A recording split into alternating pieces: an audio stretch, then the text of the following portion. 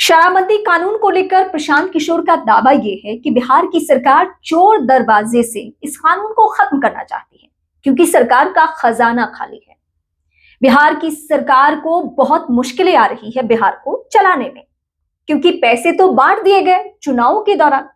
10-10 हजार रुपया जो महिलाओं के खाते में डाले गए, उससे सीधे सीधे सरकार की आर्थिक सेहत पर असर पड़ा है। और इसका नतीजा ही है कि अब माहौल ऐसे बनाने की कोशिश की जा रही है जिससे कि शराबबंदी कानून खत्म हो जाए। यह प्रशांत किशोर का दावा है। वैसे उन्होंने दो बातें कही। उन्होंने कहा कि पहली पार्टी है और पहला मैं वो चेहरा हूं जिसने शराबबंदी के ऊपर खुलकर विरोध किया और खुलकर कहा कि अगर मेरी सरकार आती है तो मैं शराबबंदी कानून खत्म कर दूंगा। लेकिन अब वही काम बिहार की सरकार करने जा रही है। तो उन्होंने चुनौती दी कि आप तो जीत कर आए हैं, शराबबंदी कानून के पक्ष में आप वोट लेकर आए हैं, तो अब इसे बंद करने की जरूरत नहीं है।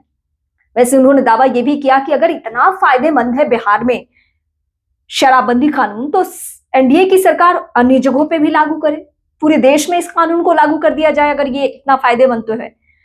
बिहार की सरकार क्या चाहती है, क्या सोच रही है? जो संकेत मिल रहे हैं और जो आप माहौल देख रहे हैं, उसके मुताबिक फिलहाल कुछ नहीं होने जा रहा है। शराबबंदी कानून को लेकर जो नीतीश कुमार का एक अड़ियल रवैया रहा है, उसके बाद तो आप तय मानिए कि जब तक नीतीश कुमार है तब तक शराबबंदी कानून नहीं खत्म किया जाएगा, क्योंकि ये ईगो की लड़ाई है, ये जिद की लड़ाई है।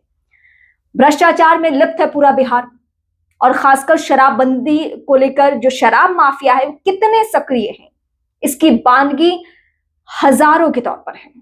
हजारों ऐसे उदाहरण हैं जिससे ये पता चलता है कि घर घर वाकई शराब की होम डिलीवरी हो रही है। जहरीले शराब का निर्माण हो रहा है। आसपास के राज्यों से शराब का कारोबार बिहार में फल फूल रहा है। गरीब लोग जेल जा रहे हैं, लेकिन सरकार को इस पर सोच विचार नहीं करना है।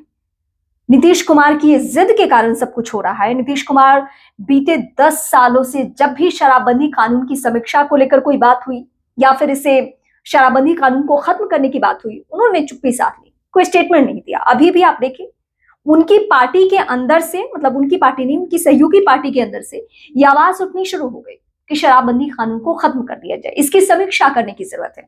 आरजेडी ने भी कहा, प्रशांत किशोर ने तो ये खुलकर दावा किया था कि बिहार में जब मेरी सरकार आएगी तो मैं शराबबंदी कानून पूरी तरीके से खत्म कर दूंगा, क्योंकि ये भ्रष्टाचार का अड्डा बन चुका है। राज्य की सरकार को राजस्व का नुकसान हो रहा है, बिहार को चलाने में दिक्कतें आएंगी, पैसे की कमी होगी।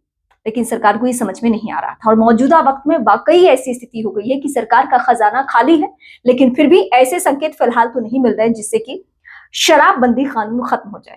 क्या नीतीश कुमार नहीं चाहते हैं या उनके भ्रष्ट अधिकारी नहीं चाहते? कौन नहीं चाहता है? ये सवाल सबसे ज्यादा अहम है। आप सभी के कमेंट्स में मैं कॉमन बातें ये देखती हूं कि एक भी कोई ऐसा बिहार में शख्स नहीं है जो चाहता हो कि बिहार में शराबबंदी कानून लागू रहे। तो फिर अगर बिहार की पब्लिक इसको चाहती नहीं है तो ये कानून किसके लिए बनाया गया है? क्या सरकार सिर्फ और सिर्फ खुद को खुश करने के लिए बना रही है?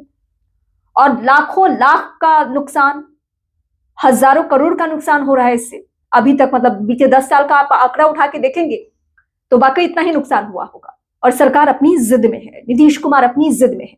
या तो अगर इस कानून को उन्हें रखना है तो भ्रष्टाचार को खत्म कर दे, शराब माफियाओं की सक्रियता पूरी तरीके से खत्म हो जाए, लेकिन ऐसा फिलहाल कुछ भी नहीं होने जा रहा।